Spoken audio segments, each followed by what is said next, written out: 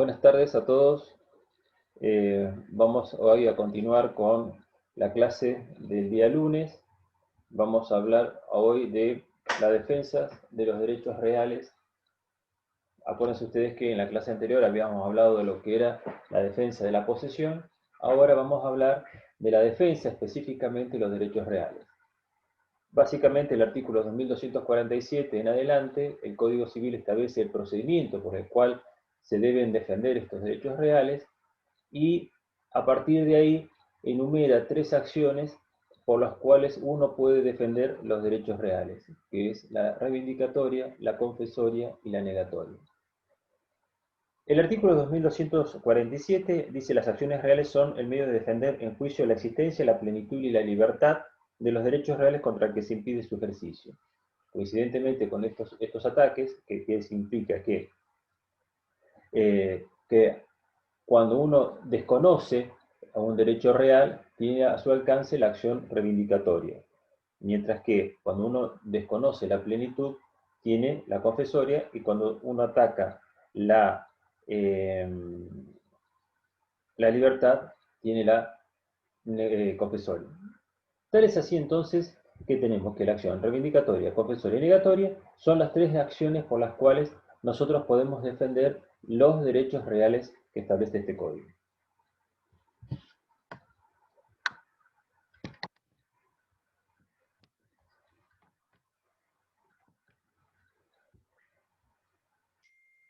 Este código, al igual que el Código Civil de Vélez Sarsfield, establecían que 3 tipos de acciones. Lo novedoso en cuanto a este código es que dentro de las acciones que se tipifican como para poder defender los derechos reales, se enumera la acción de deslinde.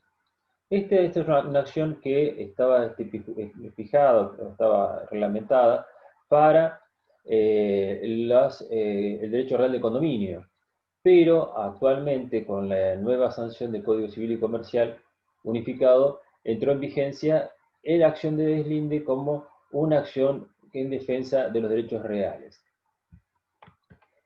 Y por último, el artículo dice: las acciones que se establecen en este capítulo son imprescriptibles. Por eso yo dije, vamos a ver que en esta primera etapa vamos a hablar del proceso, para después entrar más específicamente en cada una de las acciones reales.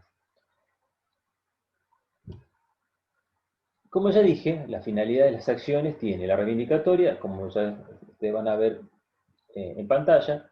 La reivindicatoria defiende la existencia de los derechos contra actos de desapoderamiento, la negatoria contra actos de turbación, atribución indebida a la servidumbre, y por último la confesoria defender la plenitud del derecho, impidiendo que se ejerzan la servidumbre u otros derechos inherentes a la posesión.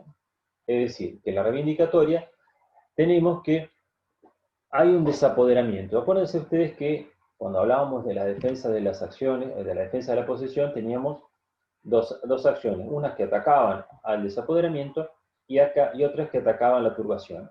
Acá pasa lo mismo, pero ya en las acciones anteriores yo tenía que acreditar la posesión. Lo que yo estoy haciendo ahora es acreditar la titularidad del derecho, es decir, yo voy a tener que acreditar en títulos que yo tengo un derecho a poseer. Tengo el derecho a poseer. Antes tenía la posesión y yo tenía que acreditar eso. Y, como ya dije en su momento, nadie podía cambiarlo arbitrariamente. Debía ir a justicia, etcétera, etcétera.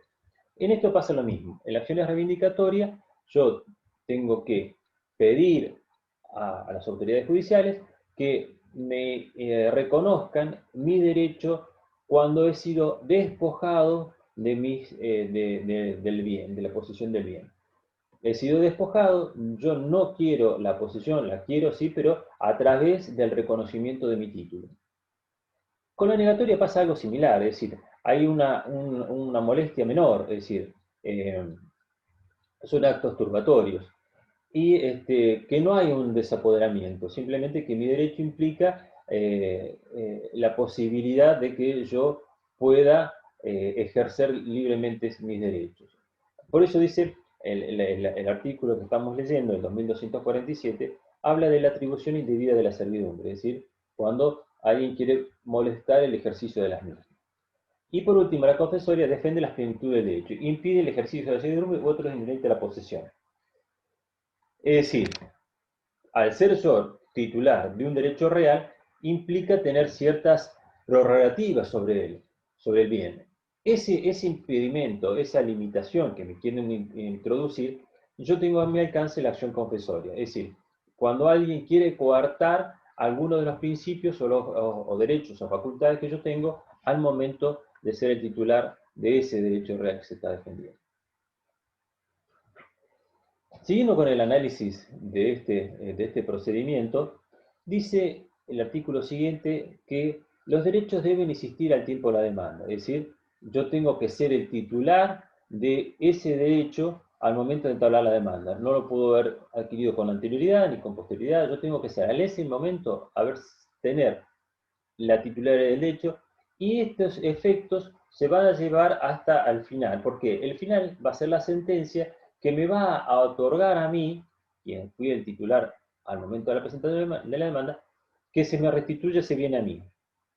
Si yo ese título lo he perdido, lo he enajenado, ya no podría decir la sentencia, el juez no podría dele o otórguese la posesión en base al título, porque ya ese título ya no lo tendré. Entonces es una cuestión lógica, es decir, que en el debate, en el proceso, se va a ventilar quién es el titular de ese título, quién es el verdadero dueño del título, y que se va a hacer concreto al momento dictado de la sentencia. Por eso no puede, tiene que existir, no puede ser modificado ese título, sino con posterioridad a la sentencia.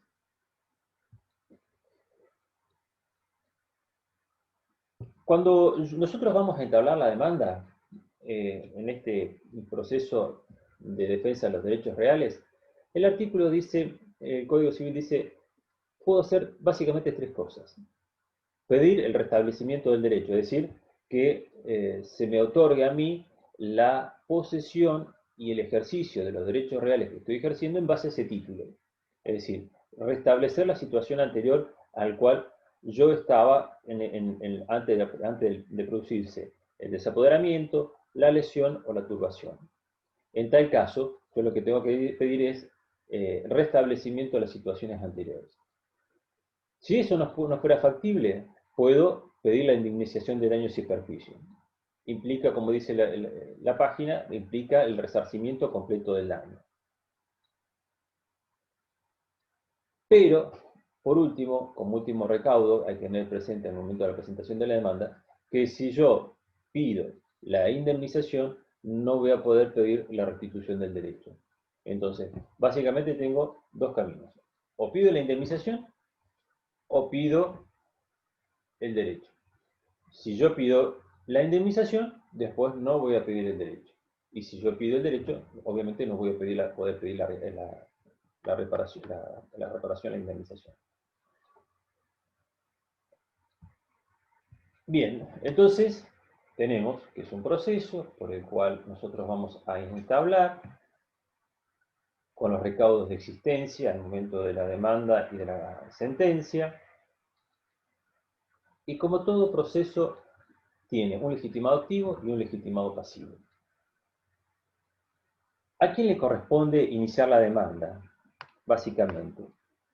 Y el articulado dice, compete a cada uno de los cotitulares contra los terceros y contra los restantes cotitulares. Es decir, que yo, si soy cotitular de un derecho real, por ejemplo, tengo un condominio, y uno de los cotitulares, por ejemplo, no deja que yo entre al fondo, o al terreno, o al inmueble, puedo pedir que se me reconozca ese título a poder ingresar, a poder hacer uso y goce de la cosa, contra los otros cotitulares. Es decir, no necesariamente tiene que ser un tercero o un ajeno.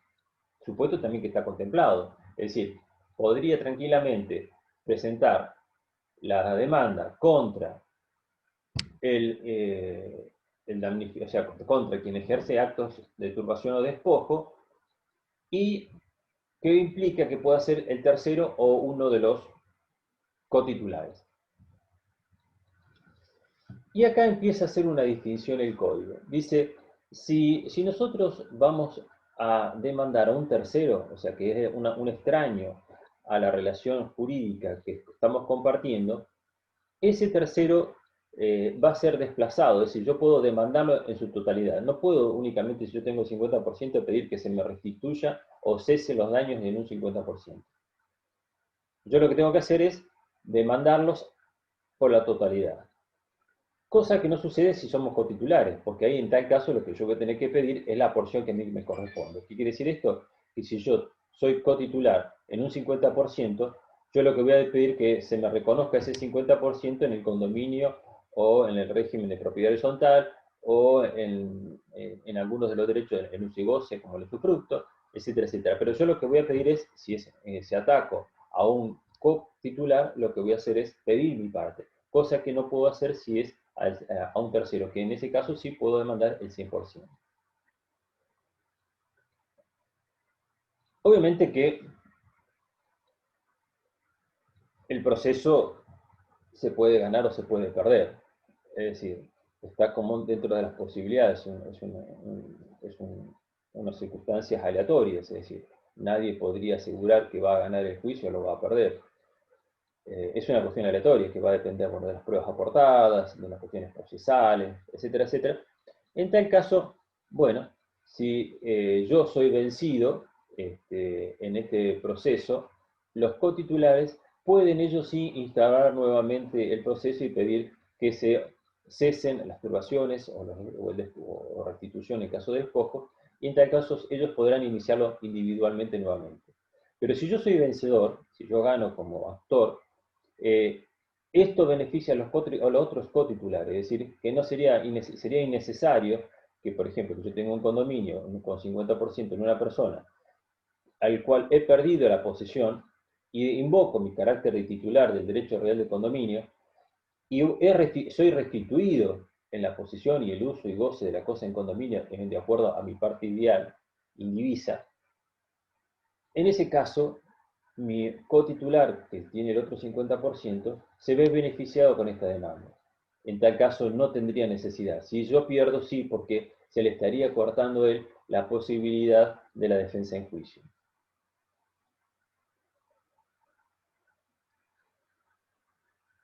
Por último, el código establece que, en este artículo, que si yo voy a solicitar no ya la restitución, como ya dije recién, no la restitución del título y el derecho sobre el objeto, sino una indemnización, lo que me va a corresponder a mí es la porción que yo tengo como cotitular. Es decir, en el caso del ejemplo que veníamos hablando, de que yo soy cotitular en un condominio y tengo el 50%, me van a indemnizar el 50% del daño.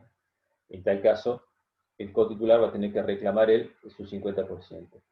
Si yo solicito el título y la restitución del objeto, como ejemplo en las relaciones reivindicatorias, yo lo que voy a tener que hacer es beneficiar a los otros. Pero en caso de si pido la indemnización, voy a tener que, el cotitular va a tener que demandar él. Bien, la acción dice,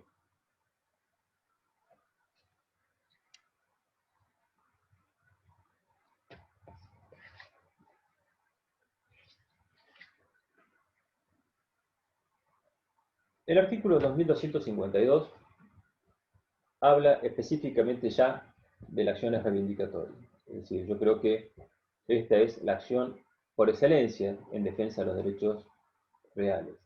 La reivindicatoria es un instituto que existió a todas las legislaciones que nosotros venimos tomando y vemos que este Código Civil y Comercial unificado ha hecho de la reglamentación a partir del artículo 2252. Reivindicación de cosas y de universalidades de hecho. Empieza hablando del artículo, dice las cosas pueden ser reivindicadas en todo o en parte material. También pueden serlo en la universalidad de hecho. Vemos entonces, dice que aunque el objeto de la posesión o de la tenencia es una cosa determinada, y aunque la relación de poder sobre una universalidad de hecho, es decir, sobre una cosa compuesta por muchos cuerpos distintos y separados, pero unidos bajo un mismo nombre, como un rebaño, una piara, abarcan solo las partes individuales que comprenden la cosa. La norma en análisis permite reivindicar la universalidad de hecho. Es decir, que si yo, por ejemplo, he perdido un rebaño de ovejas o una biblioteca, no necesitaría hacer una acción reivindicatoria individualmente por cada uno de los libros o de los animales que se pagan, sino que puedo hacer una universalidad de hecho, no habría inconvenientes. ¿Sí?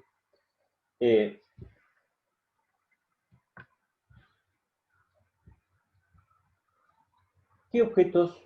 Es decir, el espectro en cuanto a la reivindicación es muy amplio, es decir, no es un objeto determinado, es decir, el criterio es muy amplio. Y el artículo 2253 específicamente dice cuáles no son objetos reivindicables. No pueden ser objetos reivindicables, dice, los objetos inmateriales, las cosas indeterminables o fungibles, los accesorios que no se reivindican de cosas principales, ni las cosas futuras al tiempo de hacerse efectiva la restitución. Algunos son por decantación propia, es decir, por ejemplo, los objetos inmateriales, es decir, cómo hago yo para el aire, algo que sea los gases, es decir, no hay forma de accionar la reivindicación. Las cosas fungibles, por ejemplo, dinero, yo solicito la restitución de 20.000 pesos, pero no sé dónde, no sé cuándo, dónde estaban guardados, de dónde se sacaron. Si yo pido, por ejemplo, 2 quintales de trigo, pero sin identificar dónde se encuentran depositados, de dónde se trajeron, a quién le pertenecían, esos tipos de cosas no son reivindicables.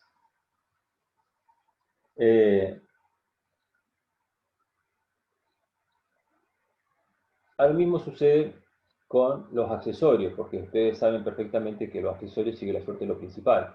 Si una cosa que forma parte de otra se transforma en un inmueble por su accesión, por ejemplo, que los muebles de una casa, los arados o instrumentos de labranza de una chacra, eso yo no lo puedo reivindicar si no reivindico la cosa principal. Por eso dice, los accesorios si no se reivindica la cosa principal. Es decir, yo no puedo reivindicar,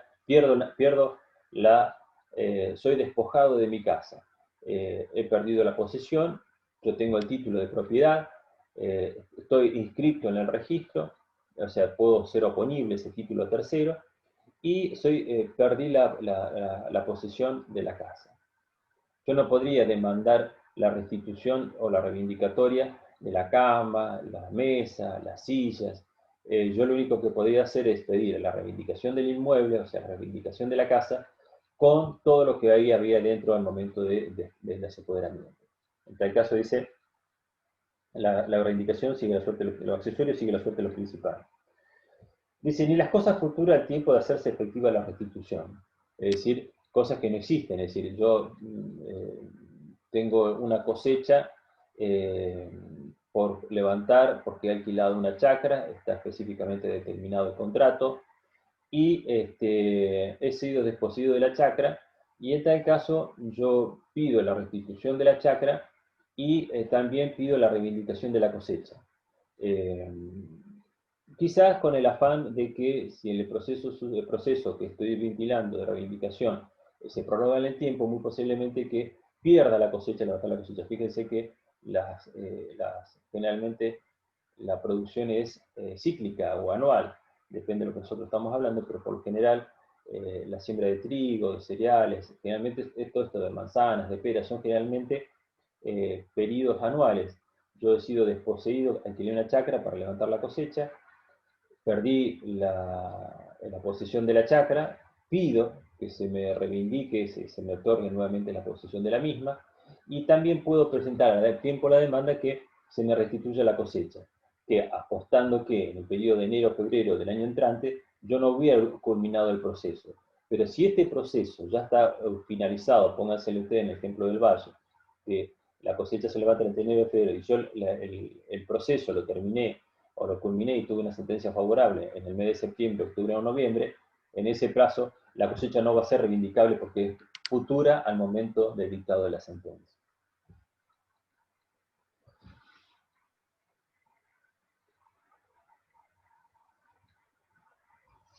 Siguiendo con los objetos que yo puedo reivindicar, el artículo 2254 establece que no son reivindicables en materia de automotores. En principio nosotros ya vamos a ver cuando hablemos de automotores que estos bienes registrables o semovientes, como se los conoce también a los automotores, tienen la particularidad o la característica de que se transmiten con la registración, es decir, que el registro donde se asientan son constitutivos, a diferencia de los inmuebles. Ustedes saben que los inmuebles tienen un efecto declarativo. La transferencia del dominio sobre una casa, sobre un campo, se perfecciona con el título y con el modo, es decir, cuando el escribano me otorga a mí el título de propiedad y yo tengo la posesión del inmueble, ahí adquirí el dominio. Yo lo que hago, a los efectos de la publicidad, al efecto de ponerla a tercero, lo que hago es inscribirlo en el registro correspondiente. En tal caso, lo que estoy haciendo es ni más ni menos que poniendo en conocimiento a terceros de la transferencia o la modificación del dominio. En materias de automotores,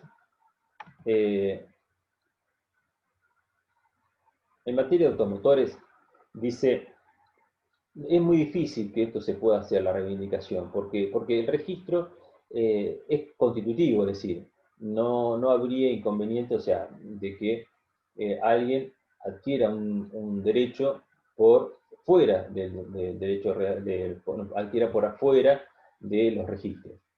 Es más, los registros los que hacen es, ustedes ya han visto o han escuchado alguna vez porque alguien le ha comentado que adquirió o vendió un automóvil, esto que han tenido, que es un trámite breve, hay una firma lo que se llama el 012 o 02, que hace que se verifique el número chasis motor del chasis del motor y que permite eso que identificar correctamente el rodado y inscribirlo correspondientemente.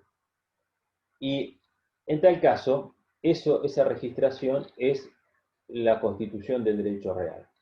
Por lo tanto, si el auto es robado o perdido, perdón, o sea, robado o perdido está bien porque las cosas pierden, si es robado o hurtado, mejor dicho, sería muy difícil de poder lograr su registración, porque lo que hay es una denuncia de robo y en tal caso, una denuncia de hurto, en tal caso el registro no lo va a inscribir. ¿Por qué? Porque cada automotor tiene un legajo, en ese legajo se inscribe el hecho delictivo y por lo tanto se bloquea la registración. Si ese auto aparece para ser transferido, automáticamente se produce un bloqueo y un secuestro al momento de la verificación de la chapa patente, del dominio, del chasis del motor. Entonces es muy difícil. Pero sin embargo, dice, no son reivindicables los automotores inscriptos de buena fe. Si uno lograra pasar toda esa valla y decir, bueno, yo consigo, no sé de qué forma, consigo inscribirlo, ese auto a mi nombre, y por lo tanto yo soy de buena fe, es muy difícil que, que se reivindique, es decir, que yo pierda el auto.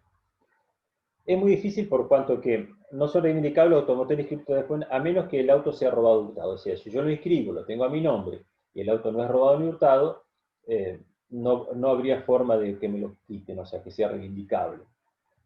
Dice, tampoco son reivindicables los automotores hurtados o robados inscritos y poseídos de buena fe durante 2 años. Por eso digo, es muy difícil que esto se dé, porque si yo lo escribí como corresponde, es decir, como lo que marca la ley, nadie me lo va a quitar, nadie lo va a poder reivindicar, salvo que yo lo haya hurtado y robado. Y a la inversa, si el auto es robado o es hurtado y yo lo inscribo, cosa que es muy difícil, lo tengo durante 2 años y ya el auto es mío, es decir, como que la acción prescribe. Entonces tenemos que, en materia de automotores, tenemos que tener presente que la inscripción es constitutiva, que si yo soy de buena fe, soy un poseedor de buena fe, inscripto de buena fe, puedo repeler cualquier acción de reivindicación, salvo que que ese auto que yo voy a registrar es robado o hurtado. Para que yo pueda prescribir estos 2 años, no tiene que haber adulteración, lo que comúnmente se llama adulteración de numeración de chapa motor. Es decir, que los números que figuran en el bloque o en el chasis no hayan sido modificados, porque ahí ya no podré alegar esta posibilidad de repeler cualquier acción de reivindicación. Y eso lo dice la última parte del artículo 254. Siempre que exista identidad entre el asiento registral y los códigos de identificación estampados en el chasis y motor del vehículo, Entonces, resumiendo, en materia de automotores, registración, no hay forma de reivindicar, salvo que el auto sea hurtado o robado. Si es hurtado o robado, se inscribe, pasan 2 años y yo puedo repeler la acción de reivindicación. Y lo que dice ahí, en la última parte del artículo, que no tiene que haber modificaciones de documentación, no sé, que no puede estar ni modificado ni el chasis ni la documentación del motor. Entonces, decimos que en materia de automotores es muy difícil de que esto se pueda dar. Yo conozco algunos casos eh, de vehículos de varios años, o sea, ya de autos, no digamos antiguos, porque ya sería como que estamos haciendo referencia a un sector de los automotores, pero sino eh, rodados o automotores, tanto digo camionetas, autos o camionetas o camiones, de fabricación medianamente en los 80. ¿Por qué? Con anterioridad a los 80 ya es un vehículo viejo, si bien puede tener algún valor, puede y tiene un gran valor económico, pero para los registros y para la AFIP, la Dirección General Impositiva, son autos viejos y por lo tanto generalmente ya no pagan patente, ya no, algunos ya no pueden verificar porque no tienen las condiciones técnicas suficientes, o la patente ya no tiene sentido cobrarla porque es muy bajo el monto y genera más gastos que rentabilidad para los entes recaudadores. Entonces, estos rodados por lo general se transfieren en el registro, porque obviamente, como lo establece la legislación, son constitutivos, eh, tienen menos recaudos para su inscripción. Entonces, simplemente con la presentación de lo que se llama el título en materia de rodados, que se llama 08, que es conocido como ustedes alguna vez lo habrán escuchado, el título o el 08, este formulario se presenta y se transfiere y se deja constancia en el legajo correspondiente. Pudo haber pasado que este auto o este rodado ha sido hurtado o robado y quien soy titular no hizo la denuncia, o si la hizo, hubo alguna falla en todo el sistema jurídico y que no llegó a inscribirse en los legajos correspondientes. Esto puede pasar, es decir, yo trabajo en la justicia federal penal y he visto que hay pedido de captura de personas que están en libertad y que se han librado de los oficios correspondientes pero no se inscriben. Y esto pasa lo mismo, es decir, puede haber sido que se haya hecho los formulados de la denuncia del robo o del hurto, no logra su objetivo, no se inscribe en el legajo correspondiente y el director del registro, a ver que el legajo está como corresponde, efectúa los asientos correspondientes y por lo tanto genera esto el inconveniente de que la cosa sea robada o hurtada y sea inscrita a quienes figura como su propietario, no sin dolor. En tal caso, bueno, así serían las cosas en materia automotora. Bien, ya tenemos cuál es el objeto, que son cosas ciertas, que no son objetos de la reivindicación, las cosas fungibles, futuras, accesorias, los automotores, esta pequeña legislación especial que tienen. Entonces, bueno, yo tengo un hecho, un acto, un hecho jurídico, mejor dicho, no es un acto, que produce efectos jurídicos y que yo tengo la posibilidad de presentar la demanda, a ver si inicia el proceso, y obviamente quiénes son los legitimados pasivos, que ya lo dije, y ahora viene el artículo 2255, contra quién yo me dirijo, quiénes son los sujetos pasivos. Dice, la acción reivindicatoria debe dirigirse contra el poseedor o tenedor de objetos aunque los tenga a nombre del reivindicante. Es decir,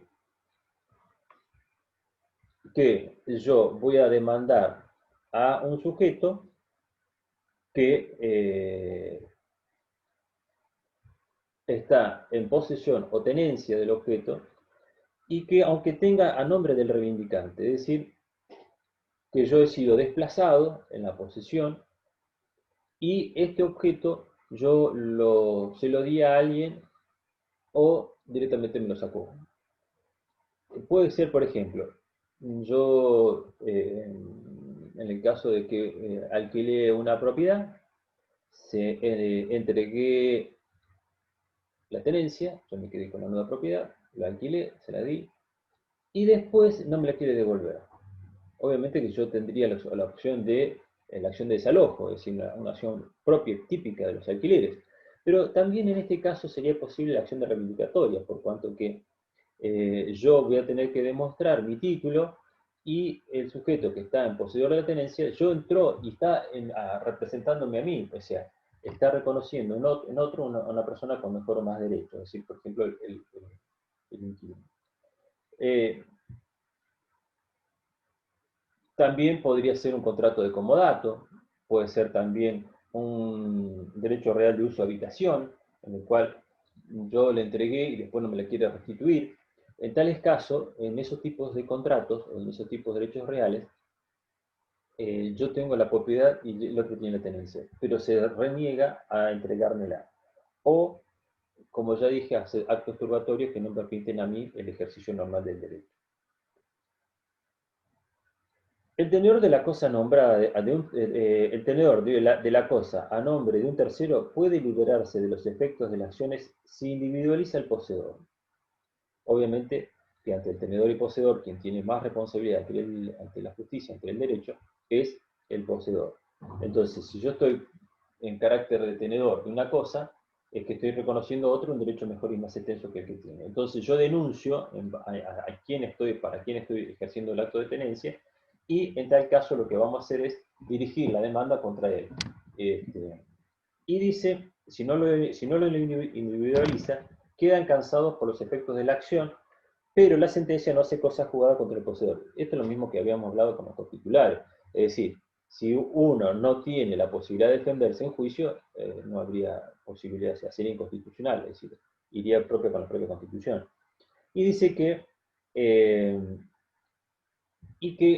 si no lo hace, si no denuncia al tenedor a nombre de quien está poseyendo, sería responsable por la indemnización y daños perjuicios que causare, ¿sí? Es decir, los alcanzaría los efectos de la sentencia.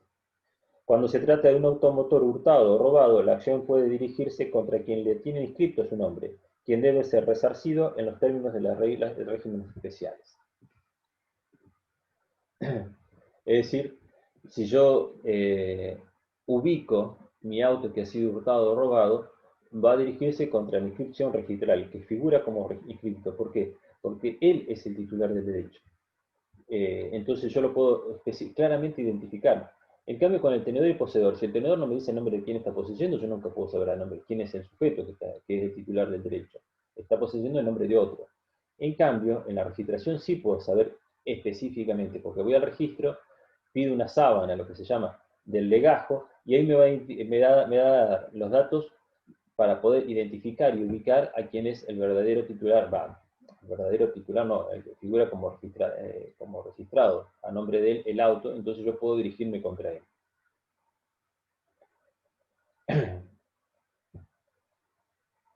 Bien, entonces tenemos que nosotros nos vamos somos actores, que lo podemos ser tenedores, poseedores, cotenedores o coposeedores, y lo dirigimos contra la acción reivindicatoria, la podemos dirigir entonces contra tenedores y poseedores.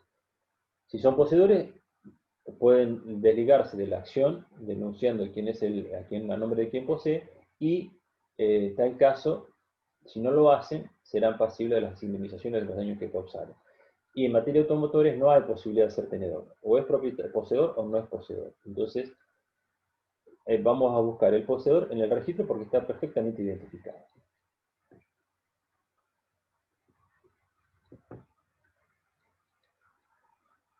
El artículo, siguiendo un poco ya con el articulado del código, el artículo 2256 dice prueba de la reivindicación de inmuebles. Respecto de la prueba en la reivindicación de cosas inmuebles, se observa la regla siguiente.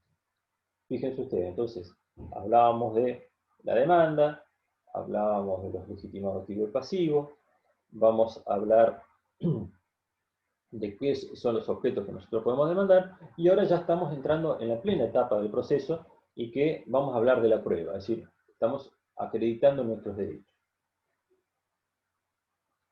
Si los derechos del actor o demandado emanan de un antecesor común, se presume propietario quien primero ha puesto en posesión de la cosa, ignorando la obligación anterior, independiente de la fecha del título. ¿Qué quiere decir esto? Que yo soy titular de un derecho real, soy inescrupuloso, es decir, soy negligente, soy desordenado, y vendo o transfiero, por ejemplo, el ejemplo del derecho real de dominio a distintos sujetos. ¿Sí? Es decir, hago lo que se denomina una estafa. ¿Sí? Entonces, ¿quién todos estos sujetos que adquirieron el inmueble es el que tiene el derecho real de dominio? El primero es el que tenga la posesión. Es decir, yo le vendí a varios y el que primero entra en posesión es el que va a tener el derecho. ¿Por qué? Y porque la posesión hace a la oponibilidad. No importa, como dice el artículo, la fecha del título. Puedo yo haber adquirido mucho antes, pero no hice ningún acto posesorio, y alguien que adquirió con muchos posteriores, con posterioridad en el tiempo y hace actos posesorios, implica entonces que yo pude haberme ejercido acciones posesorias o tuve la oportunidad de ejercerlos. Si yo tenía un título anterior, ¿por qué no me fui y me instalé en la casa? ¿Por qué no fui y empecé a trabajar la chacra? ¿Por qué no fui y ocupé el salón comercial que compré? No hice nada. Fui a la escribanía, el escribano me dio la escritura, me vine a mi casa y este sujeto sigue vendiendo este terreno, este fondo de comercio, a distintos sujetos.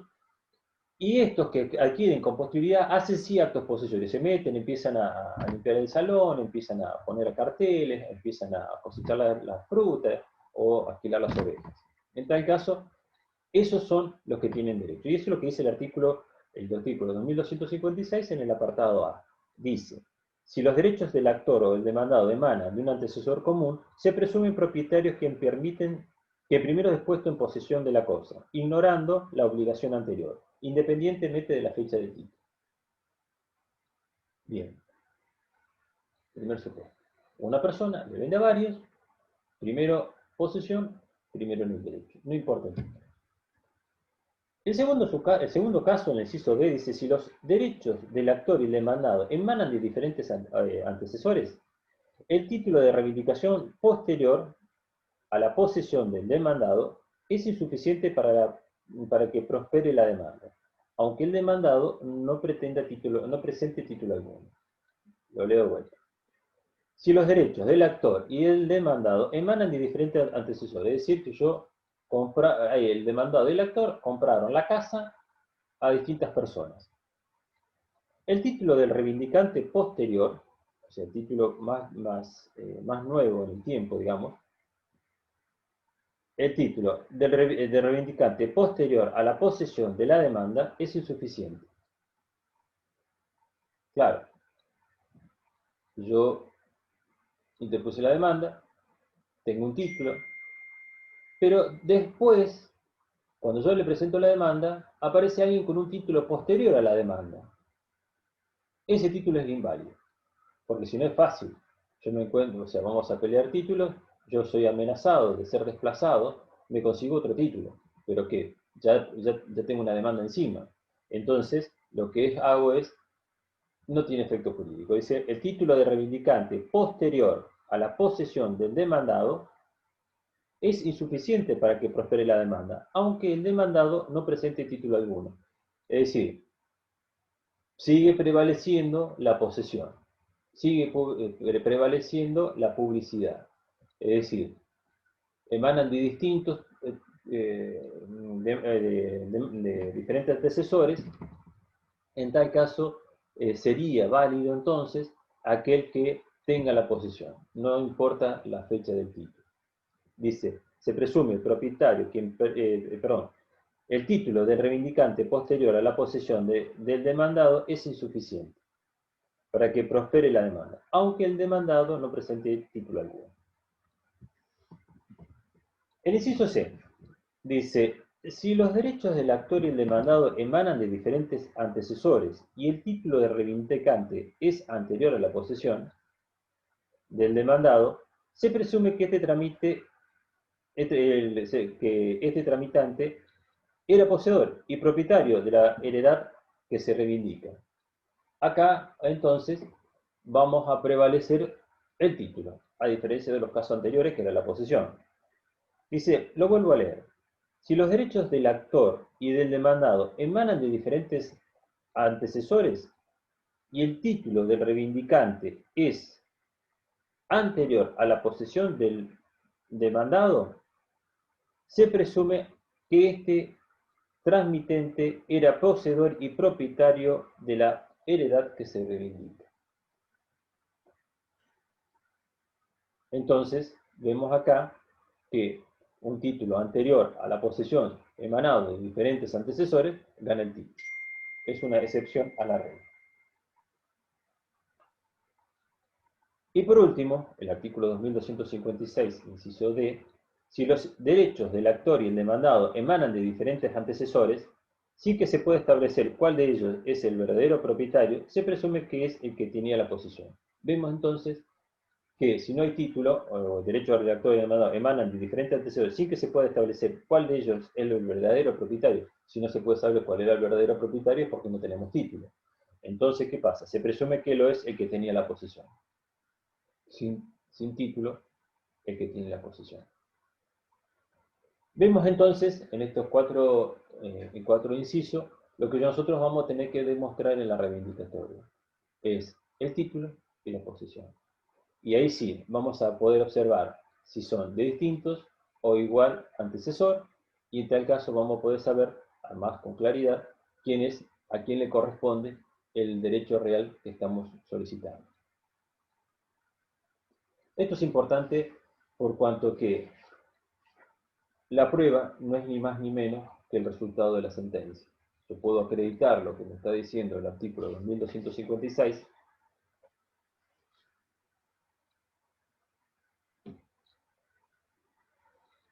gana la sentencia. En la página que estamos viendo, el artículo 2256 dice, si el derecho del actor y el demandado emanan del mismo antecesor, se presume propietario el primero en el tiempo de la posesión.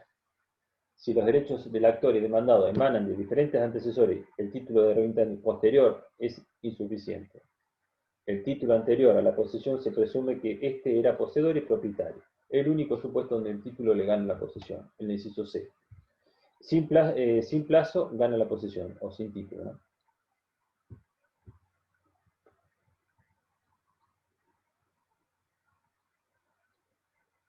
Bien.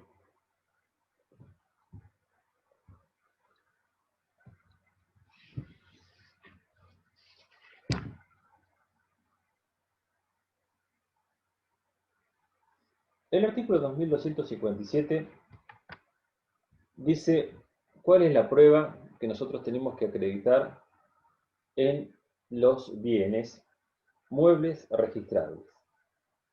Dice, respecto de la prueba en la reivindicación de cosas muebles registrables, robadas u hurtadas, cuando la registración del demandado es de mala fe, se deben observar las reglas siguientes.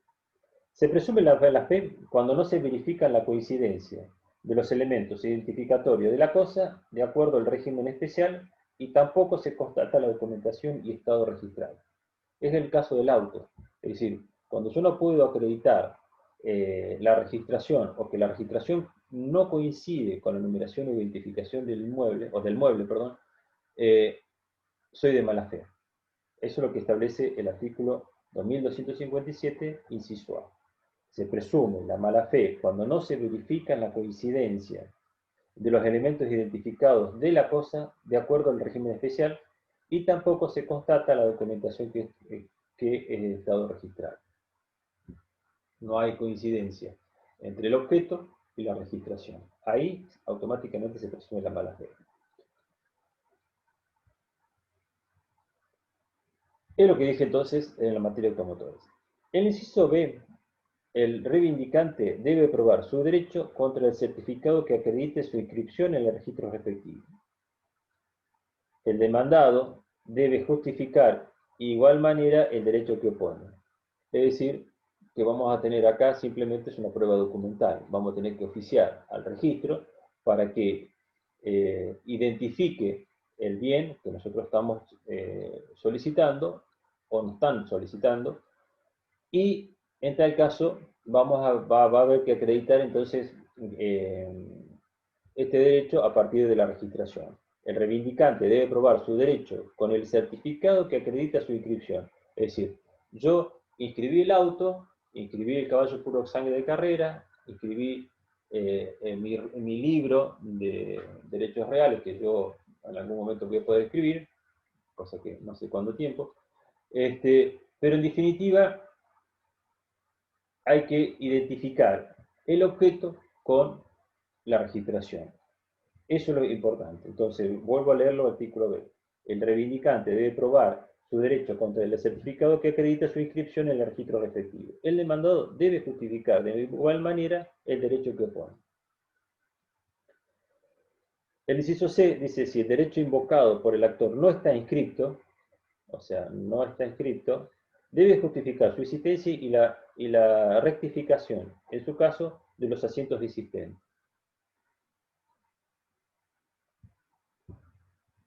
En tal caso, cuando yo no logro tener la certificación, es lo que dice el artículo C, si el derecho invocado por el actor no está inscrito, debe justificar su inexistencia. Es decir, ¿por qué? Por ejemplo, que yo compré un auto en agencia y la agencia nunca me lo entregó. Entonces, yo nunca pude inscribirlo en el registro correspondiente. Es decir, yo lo compré en agencia, el gestor no hizo los trámites, no lo inscribió, me lo robaron, y en tal caso voy a pedir a la agencia de que me dé ese auto. No lo puedo acreditar, sí lo puedo acreditar porque tengo el boleto de compraventa, tengo la facturación, pero no tengo la registración. En tal caso, yo lo que voy a tener que hacer es que inscriban ese auto a mi nombre, ¿sí?, de los asientos existentes. Y si hay alguien que ya lo anotó a su nombre, por ejemplo, que sea un gestor de mala fe que lo anotó a nombre de otra persona, mi auto, que yo pude acreditar este derecho real que tengo de propiedad sobre el mismo, con el título y la factura, o el boleto de compraventa, la factura, o algún carta de porte, alguna documentación adicional, y voy al registro, obviamente puede ser que este rodado esté inscrito a nombre de otra persona, y voy a pedir entonces que se asiente correctamente. En su caso, dice, de los asientos existentes, si el derecho del demandado carece de inscripción, incumbe a este acreditar el que invoque contra el actor. Si yo demando a alguien, va a tener que justificar, en el caso del auto, cómo se hizo de él. Yo lo puedo justificar porque puedo llevar la factura de compra, puedo llevar la transferencia a la agencia de auto con el giro electrónico de que hice en el banco, porque muchas empresas ahora no quieren manejar fondos de billetes, sumas de efectivo, y lo que te obligan a vos es hacer giros, transferencias bancarias. En tal caso, lo que vos tenés que hacer es eso, llevando la constancia del giro del banco a la sucursal de la agencia de auto, más la factura si te han dado, alguna carta, aporte, algo que te haya acreditado, y con eso puedes pedir la registración. Ahí estás acreditando.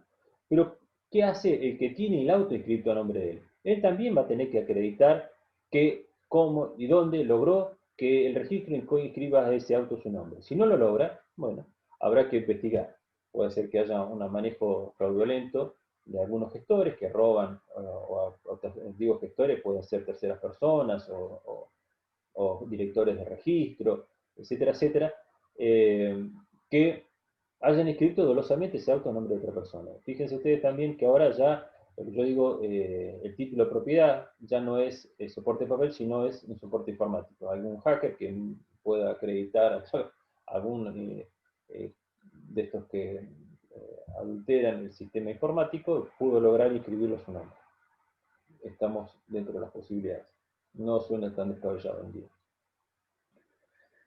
Por último, el inciso D, si el actor y el demandado presentan antecedentes que justifican la inscripción del registro emanado de un autor común, es preferente a aquellos que acrediten la coincidencia de los eventos identificados registrales exigidos por los regímenes especiales. Es decir, que las agencias, por ahí algunas agencias de auto en algún momento hayan vendido, yo me acuerdo hace montones de años, donde las automotrices más específicamente, yo me acuerdo de un caso que tuve de una coupé Sierra gris, no sé si ustedes, algunos que tengan alguna edad como yo, pero no creo, son todos más jóvenes, estaba de moda tener una coupé de fuego. Una coupé de fuego era un auto, no sé, de altísima gama, auto que la gente prácticamente se daba vuelta por la calle para verlo cuando pasaban. Y yo tuve un cliente donde compró un auto y al poco tiempo lo visitaron la Policía Federal Argentina pidiendo datos del auto, de la donde lo había comprado, las facturas, etcétera, etcétera, diciendo que ese mismo auto estaba radicado en un registro en Tucumán. El auto estaba acá en Roca y había otros autos gemelos que estaba radicado en Tucumán. Ambos autos eran legítimos, habían salido de fábrica, habían tenido... pero yo no sé, yo no creo que la fábrica Renault haya cometido un fraude, yo creo que haya sido algún error de la administración o de no sé dónde, y habían de fábrica dos autos gemelos de fábrica, es decir, con la misma numeración, chasis motor, y uno salió para General Roca y el otro salió para San Miguel de Tucumán. Pero los dos eran compradores de buena fe, los dos eran legítimos poseedores, habían hecho todas las tramitaciones correspondientes entre los registros y habían inscrito el auto cada uno su nombre. Entonces, los dos, en caso de este caso, podían acreditar la titularidad del auto. ¿Pero de qué auto? Eran dos autos.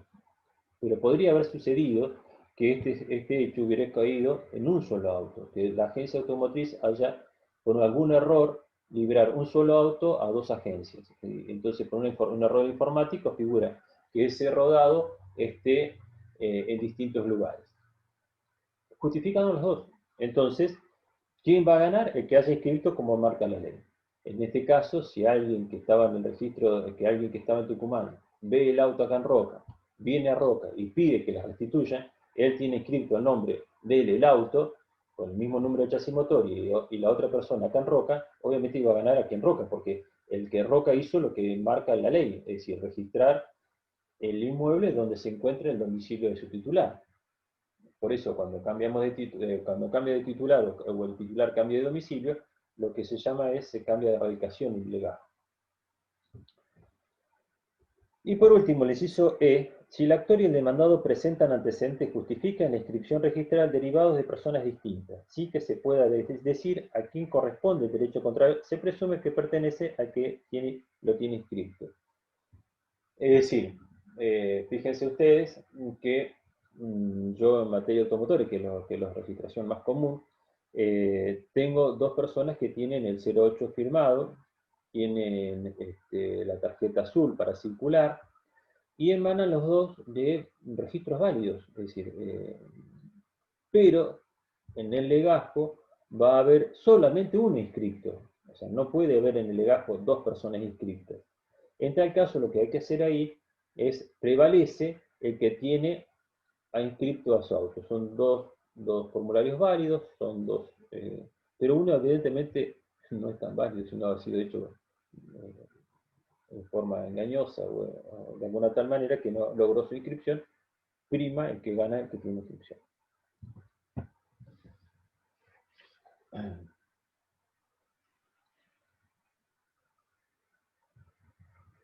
En materia entonces de cosas registrables, de todos los inmuebles, las cosas muebles registrables, ya es más sencillo el tema, porque al tener ya la documentación en un registro, nosotros podemos identificar quién es el sujeto, dónde está radicado el bien. Pero, ¿qué pasa en materia de bienes muebles no registrables? En principio tiene que, dice, los muebles no registrables adquiere de un antecesor común, prevalece el derecho de primer adquirente. Es decir, volvemos acá a lo que habíamos dicho en cuanto a la posesión en el tiempo. Primero en el tiempo, primero en el derecho. Adquiere de un antecesor común, prevalece el derecho el primer adquirente. ¿Sí? Dice,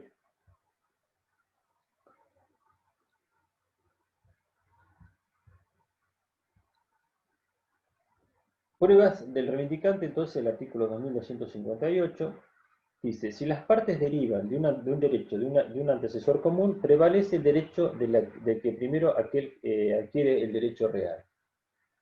Es decir, primero el tiempo, como ya dije, primero el tiempo, primero el derecho. Sigue diciendo este artículo que si las partes derivan de su derecho de distintos antecesores, prevalece el derecho que se deriva del anterior deriven del antecesor más antiguo. Sin embargo, siempre prevalece el derecho que se remonta a un adquirente originario, aunque sea más reciente.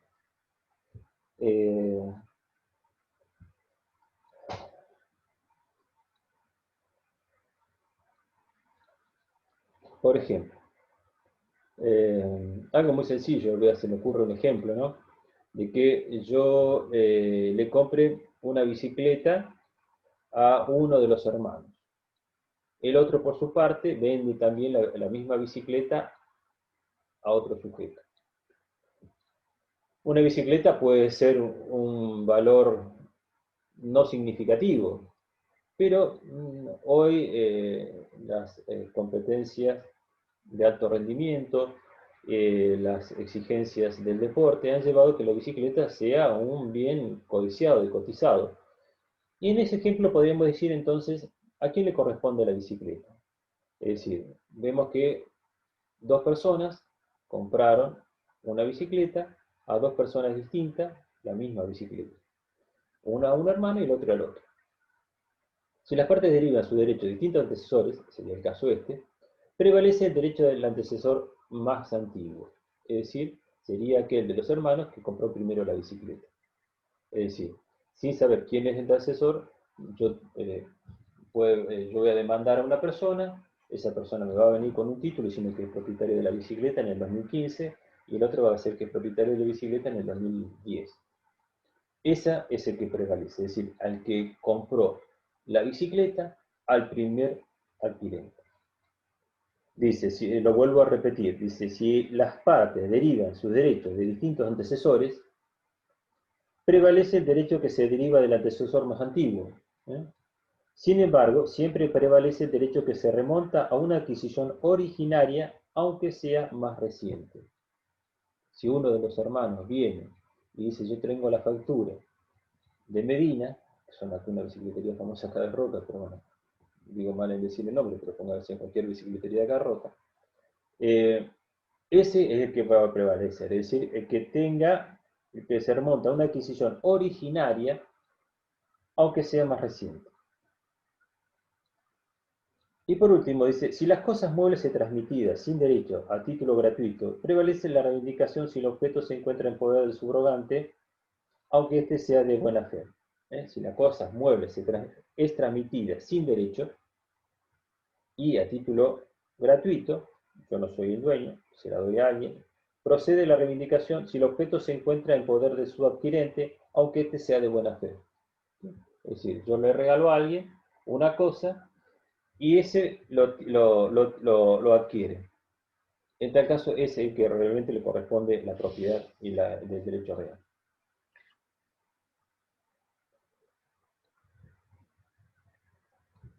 El artículo 2259 dice derecho a reembolso.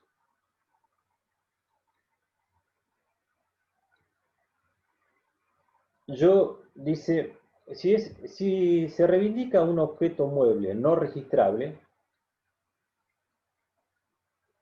perdido o robado de un poseedor de buena fe, este no puede reclamarse al reivindicante el precio que pagó. A mí me robaron una bicicleta, ¿sí? Entonces, voy por la calle y encuentro la bicicleta. Demando al que la tiene. Dice, bueno, pero yo la compré esta bicicleta, la compré en la calle. Yo la tengo, pagame lo que yo pagué por ella. En este caso no sería factible. Entonces, si se reivindica un objeto mueble no registrable, robado o perdido de un poseedor de buena fe, este no puede reclamar al reivindicante el precio de lo que pagó, excepto que el objeto se haya vendido con otros iguales en una venta pública o en casa de ventas de objetos semejantes o por quien acostumbra a venderlos. Es decir, A mí me roban la bicicleta. ¿Sí? Yo la encuentro en la calle, le digo que me la devuelve, inicio acciones reivindicatorias, gano, porque yo tengo el derecho real de dominio sobre la bicicleta, y el tipo dice, bueno, pero yo te la recuperé, era una cosa robada o perdida, pagame lo que yo pagué por ella. No.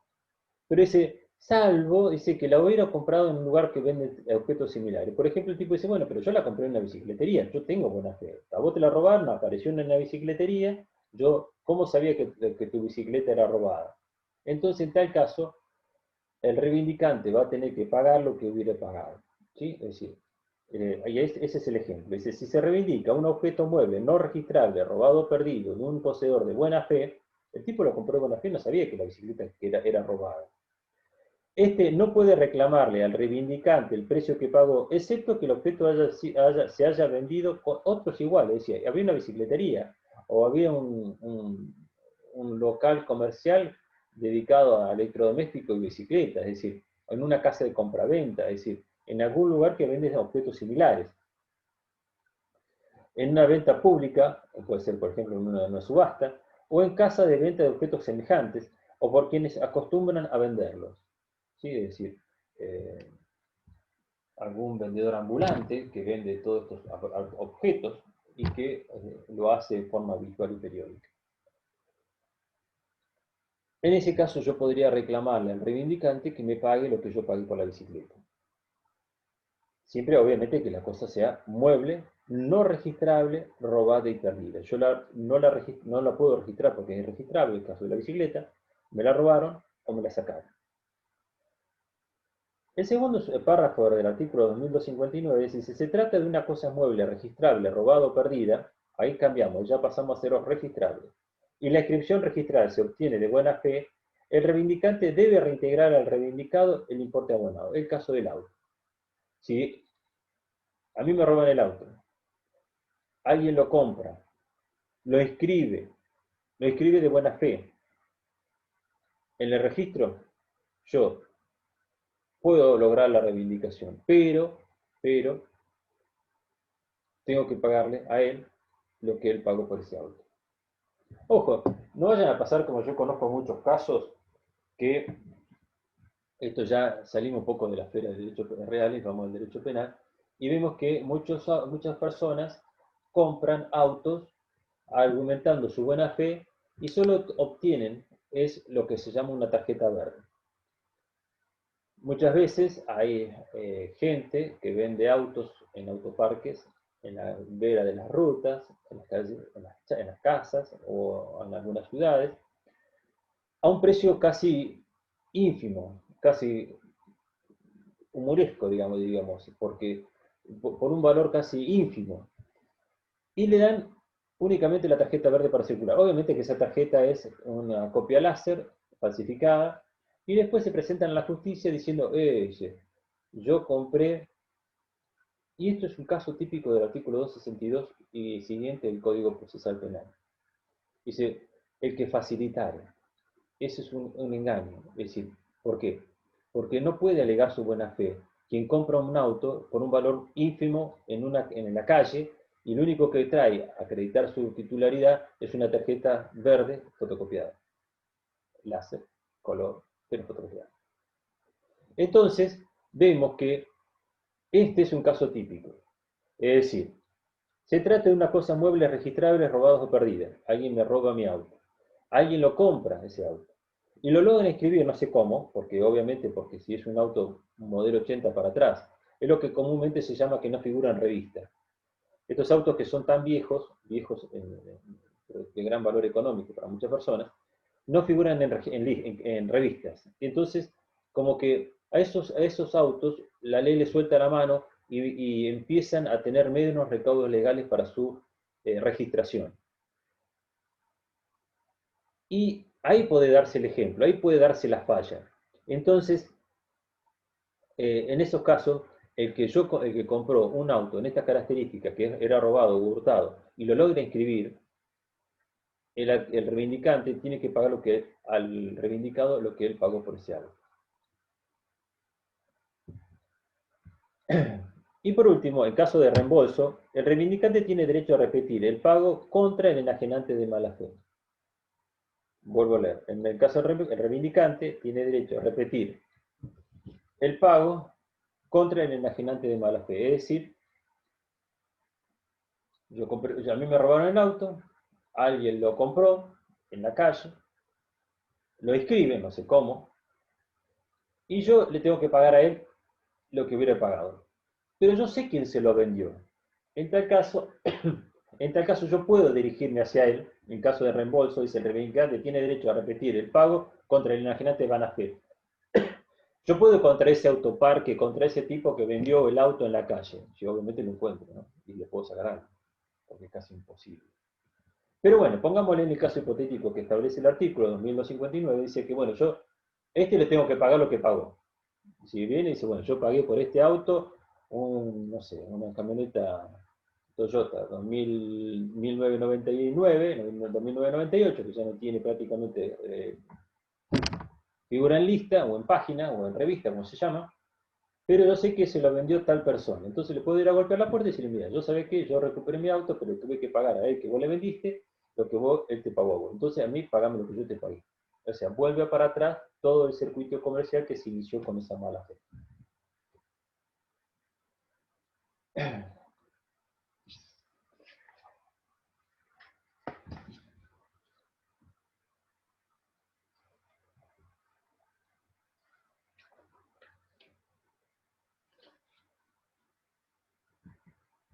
Esta clase se corta a los 40 minutos, no sé cuánto llevo, pero bueno, vamos a avanzar un poco más, hacemos un artículo más y seguimos mañana. El artículo 2260 dice alcance. Si la acción reivindicatoria de una cosa mueble no registrable no puede ejercerse contra el subadquirente de un derecho real de buena fe y a título oneroso, excepto disposición legal en contraria, sin embargo, el reivindicante puede reclamar todo parte del precio insoluto. El subrogante de un inmueble, de una cosa mueble registrable, no puede ampararse en su buena fe o título oneroso si el acto se realiza sin intervención del titular del derecho.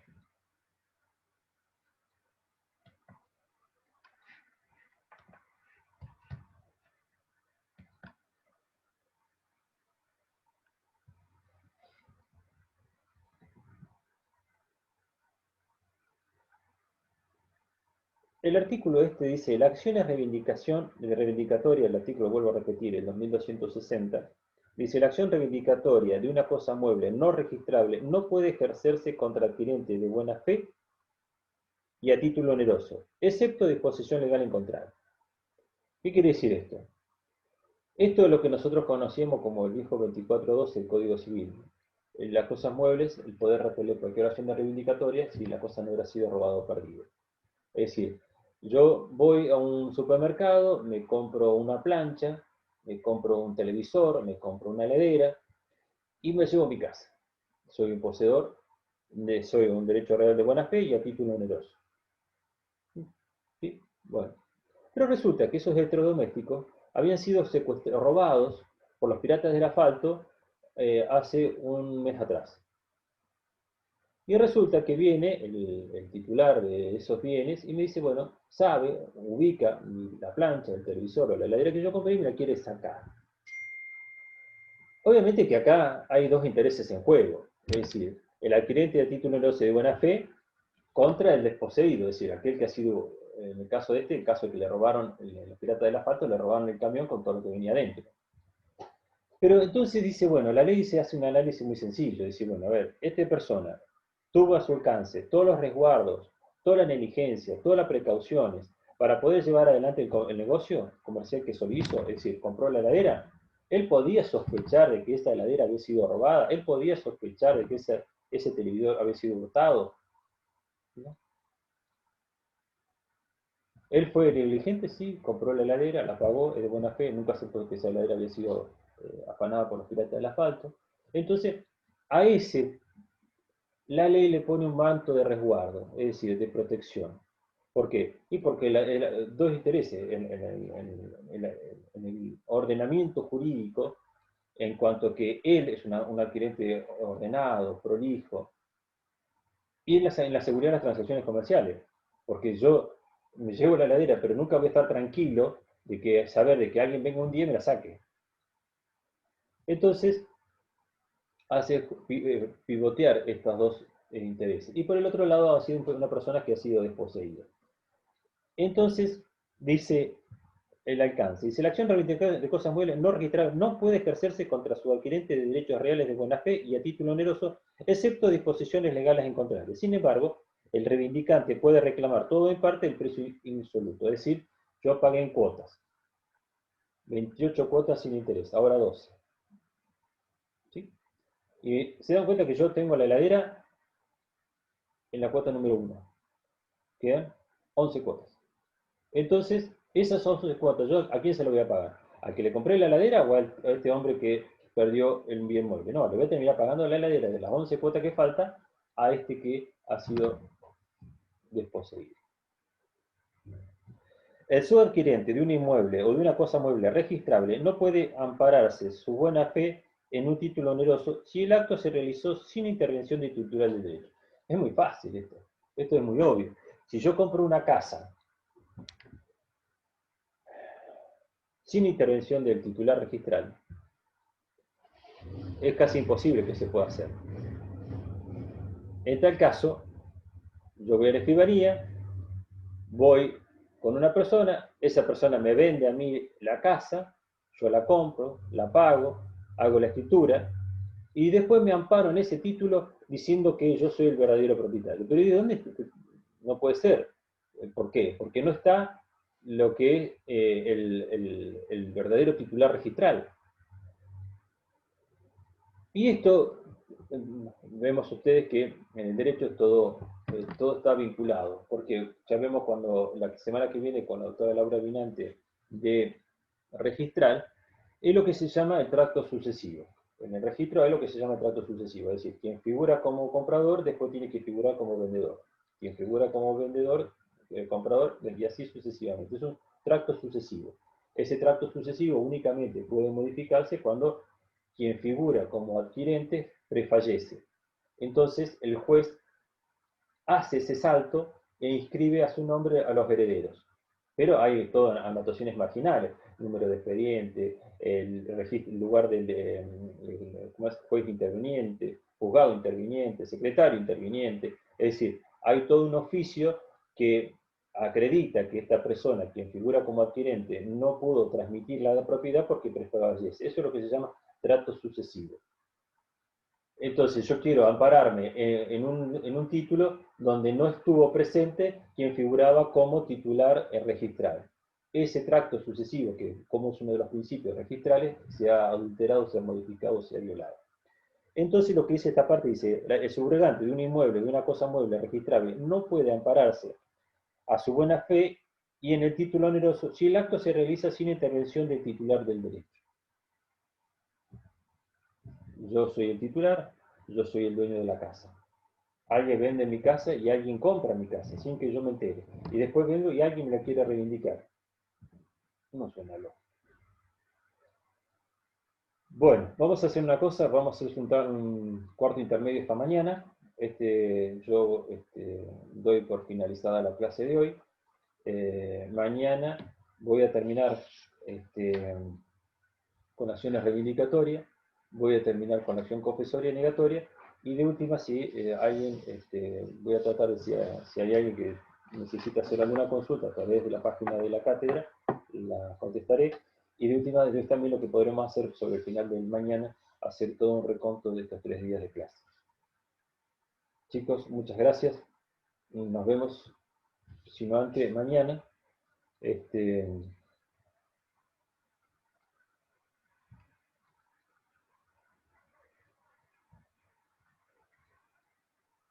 Así que bueno, me despido. Muchas gracias. Hasta mañana.